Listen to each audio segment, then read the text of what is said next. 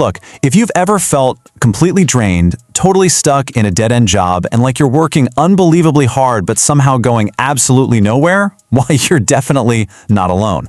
Okay, let's dive into this. Today we are breaking down a seriously inspiring story about the compound power of just one focused hour. Working hard but going nowhere? Man, this hits home for so many of us, right? We spend our days just trying to survive. And honestly, by the time you finally drag yourself home, the very idea of overhauling your entire life feels, frankly, impossible.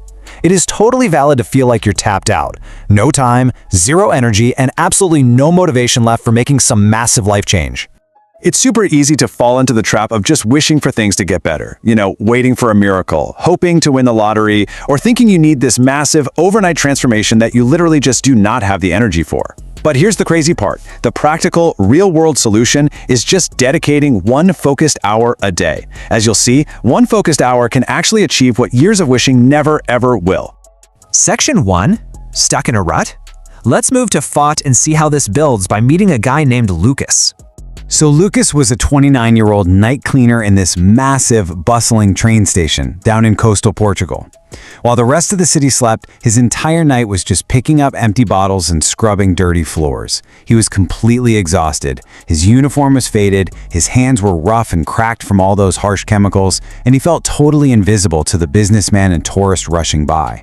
Some of them even mocked him or dropped trash right at his feet. But then everything shifted. He read this exact sentence in an old blue book. A poor routine can destroy a rich dream. Wow. That sentence just pierced his heart. He realized he'd been blaming the world for his situation, but his actual daily routine, it was giving him absolutely nothing to build a future on. Section 2, the 1 hour principle. Let's take a look at Elena's blueprint. Elena was this silver-haired, 70-year-old woman who ran a little bookstore inside the station. One rainy night, Lucas helped her move some heavy boxes. When she asked if he liked to read, he literally laughed out loud, telling her he barely had time to survive. Now, what's really interesting about this slide is how she challenged his entire mindset. She hit him with this heavy truth. Books are for people who want their mind to escape before their life does. She absolutely refused to accept his excuse about being too tired, pushing him to stop letting his mind be a prisoner to his circumstances.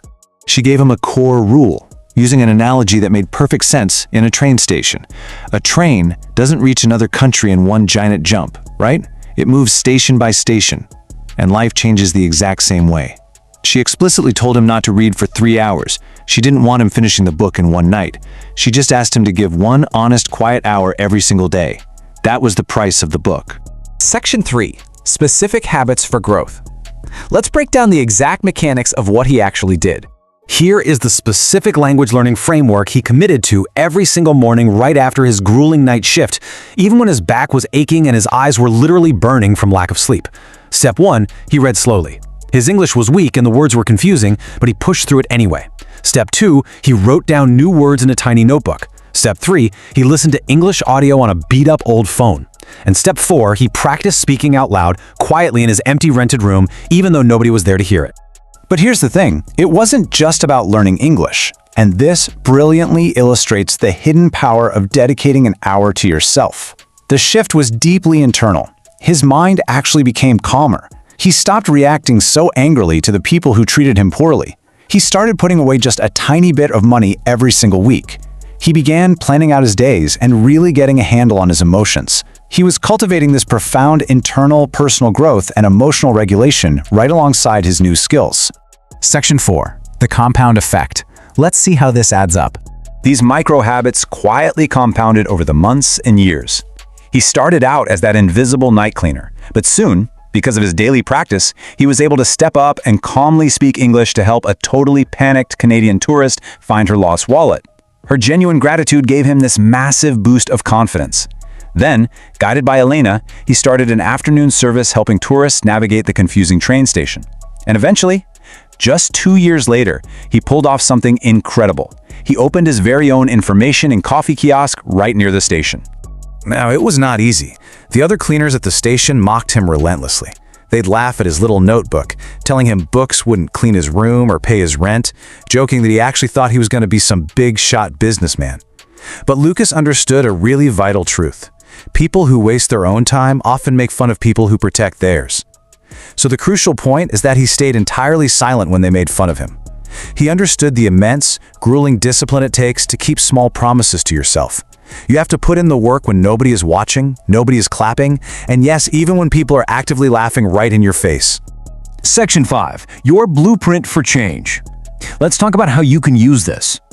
Fast forward a few years. As a successful kiosk owner, Lucas runs into Marco, a young cleaner sitting alone on the platform, feeling just as exhausted and hopelessly stuck as Lucas used to be. Over a cup of coffee, Lucas pointed out a pretty harsh reality to him. Think about it. Most people easily surrender hours to mindless scrolling, hours to fear, and hours to complaining. But what happens if you take back just one of those hours and dedicate it entirely to learning and practicing for your future? I challenge you to honestly look at your own daily routine. Where's your time actually going? Marco was skeptical. He told Lucas he just wasn't sure he could do it, that he was way too exhausted.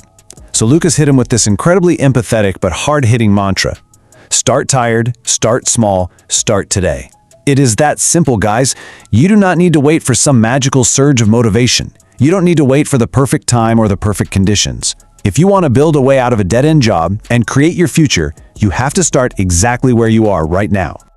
Marco asked if just 1 hour could really change a whole life. And the reality is this: 1 hour daily will not change your life in one day, but it will fundamentally change the person who is living your life. Success isn't this one grand sweeping emotional decision. It's a quiet, daily habit that slowly chips away at years of failure by completely transforming who you are from the inside out. We've seen how Lucas transformed from an exhausted, totally invisible night cleaner into a successful business owner.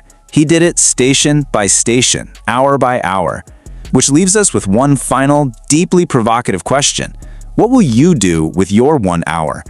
I really hope you take this blueprint and start applying it to your own life today. Thank you so much for watching this explainer, and we'll see you next time.